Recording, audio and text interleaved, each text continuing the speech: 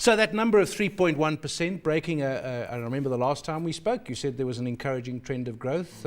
So firstly, how important is it? And secondly, why? Well, there's a chance that it's a one-off, but there are worrying signs underneath these numbers. We're noticing that permanent retrenchments have picked up. That's retrenchments of permanent workers. Also, permanent workers who leave are not being replaced in organizations. And also, permanent workers are being replaced with temporary workers. So we have perhaps a blip in the cycle. But I think given how generalized the decline has been in all sectors, all contract types, all occupations, it's probably some indication of the state of the economy. Just to give you an example, in our permanent recruitment businesses, we reached a peak in about February this year, and since then we've been about 18% down on permanent recruitment. So it really has been a significant decline over the last month, and yeah, we will see next month whether it continues. Let's look at the sectors. Transport 12% down, mining 12% down, agency work 9%, domestic 8%. What's significant about those? Well, at first, since the recession, the economic rebound and the employment rebound was focused in the consumer sectors. And basically retail and wholesale trade, logistics, and also local manufacturing, supporting the consumer sectors. And what we've noticed lately is that those sectors have deteriorated. So the domestic economic upswing after the recession has moderated dramatically. And if we combine that with weakness in the export-facing sectors of the economy, mining and manufacturing in particular, plus the transport connected with moving mining and manufactured goods around, yeah, we had a weak month in May. So those two, mining and transport, obviously linked. You've pointed out before as well that while wages have risen, real wages have risen, productivity has gone down. Of course, we're seeing lots of good company results coming out. One must assume that they're getting those results with fewer people.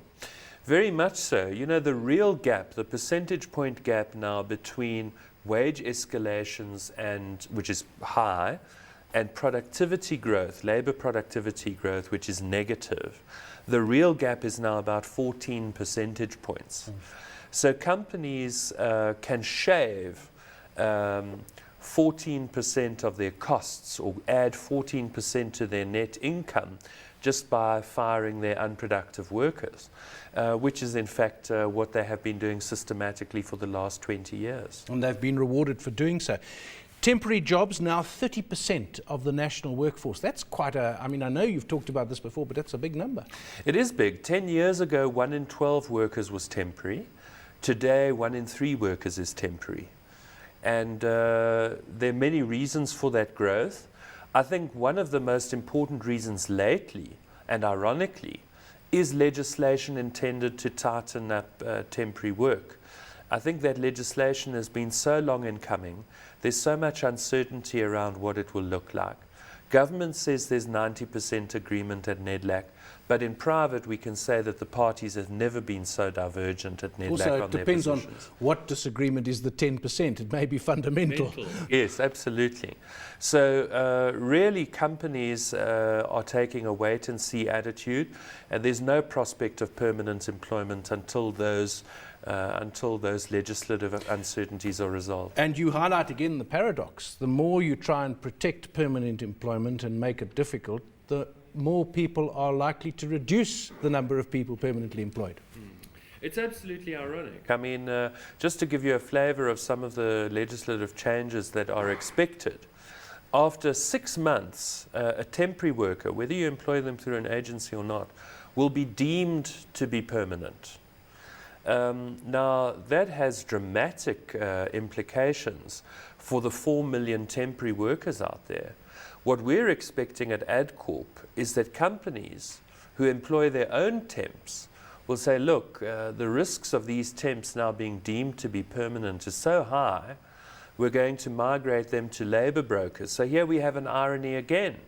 that labour brokers may well be beneficiaries of these laws because they create such difficult circumstances for companies' own workers. In the broader economic context, we've got a recovery which is slipping along. There was much optimism at the end of last year. It seemed to be false. Now a bit of recovery now. But of course we are going to manufacturing in particular, mining in particular, we're enthralled to what happens in China and in Europe and so on. So 6 months down the line, a year down the line, what will we be saying about these numbers, do you think? I think the domestic economy is doing better, and it's probably an aberration the month of May. The world economy looks substantially weaker. So on net, I would think employment is going to be flat for the next 6 months. Flat to slightly up in the retail, finance and logistics sectors. It probably comes as no surprise to you, given your stats on wages, that Pravin Gordhan said in his budget that 5% was the limit for state wages. I think the state started at 5.7 and the unions of course started around about 11, 12. So we're expecting a compromise somewhere 7 or 8. Again, an above inflation increase which discourages employment generally. I think we're going to end up at about 9.5 to 10. Because already the minister's guidelines in the budget have been widely renounced. The Public Sector Bargaining Council is already dealing with 7.7 to 8% increases. So that's the minimum of where the government already is.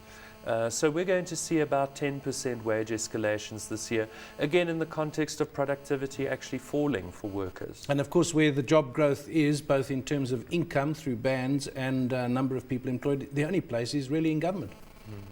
Well, government now employs directly itself 1.3 million people. If you add all of government agencies, etc., we're talking about 2 million people. So we're in a situation where 1 in 6 people in the country is employed by the government. If you add to that people who depend on the government in the form next year of the 18 million social grant recipients, we really are in a welfare state. It's not something that's being built, it's happened. De facto welfare state. That was Loane Sharp, the labour market analyst at Adcorp.